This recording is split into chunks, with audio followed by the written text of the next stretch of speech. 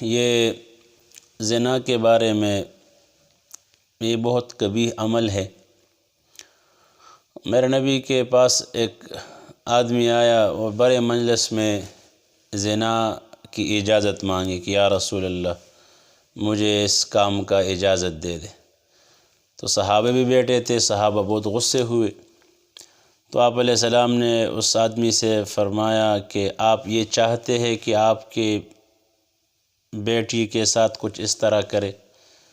تو اس نے کہا یا رسول اللہ یہ تو میں پسند نہیں کرتا۔ تو حضور نے فرمایا اور لوگ بھی پسند نہیں کرتے۔ پھر آپ علیہ السلام نے فرمایا آپ کی بہن کے ساتھ کوئی اس طرح کرے آپ یہ پسند کریں گے؟ تو اس آدمی نے کہا کہ یا رسول اللہ یہ تو میں پسند نہیں کرتا۔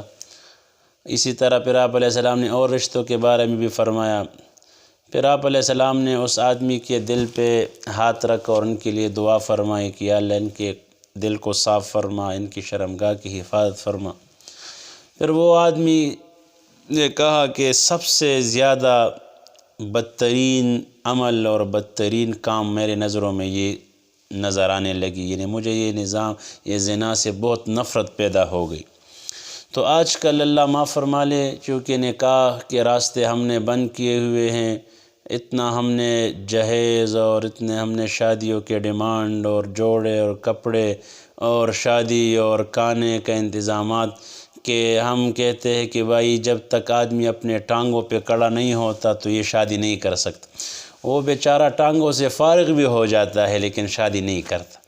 تو اگر ہم شادی کو نکاح کو آسان بنائیں تو زنا کے راستے بند ہو جائے۔ پھر نوجوان نسل ہمارا تباہ ہو گیا اس پر، اور ایسا نشہ پڑ گیا اس کے اندر کہ اس کانوں نے کتنے دفعہ سنا کہ بھائی فلاں ایسے رات بھر اور ہفتے میں اور مہینوں میں ایسے کبھی اعمال کرتے ہیں۔ تو زنا سے آدمی کے رزق میں بھی بے برکتی ہوتی ہے۔ زنا وہ کبھی عمل ہے، گناہ کا عمل ہے کہ اس سے چہرہ بھی آدمی کا اس سے نور نکل جاتا ہے، رزق سے برکت نکل جاتی ہے اور اللہ کے نگاہوں میں آدمی ذلیل ہوتا ہے۔ تو لہٰذا اس سے بچنا چاہیے اور پرہیزگاری اختیار کرنا چاہیے اور اللہ سے معافی مانگنا چاہیے۔ جن سے یہ کمی کوتاہی ہوئی ہے توبہ کرے، اللہ پاک بڑا رحیم ہے، بڑا کریم ہے، اور جو لوگ اس میں مبتلا ہے اللہ پاک ان کو پاک دامنی نصیب فرمائے۔ اس لیے حدیث میں آتا ہے جو اللہ سے پاکی مانگتا ہے اللہ اس کو پاک باز بنا دیتا ہے، اور جو لوگ اللہ سے استغنا مانگتے ہیں اللہ اس کو مالدار کر دیتے ہیں، مستغنی کر دیتے ہیں۔ تو اللہ سبحانہ و تعالی ہمارے نوجوان نسلوں کو اس کبھی گناہ سے بچائے۔ کتنے لڑکیاں سڑکوں پہ کھڑی رہتی ہے، کتنے عزتیں نیلام ہو رہی ہوتی ہے، بیچارے 100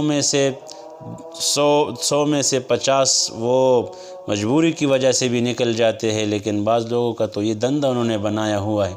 تو اللہ پاک ان کے حال پہ بھی رحم فرمائے، ہمارے نوجوانوں کے حال پر بھی رحم فرمائے۔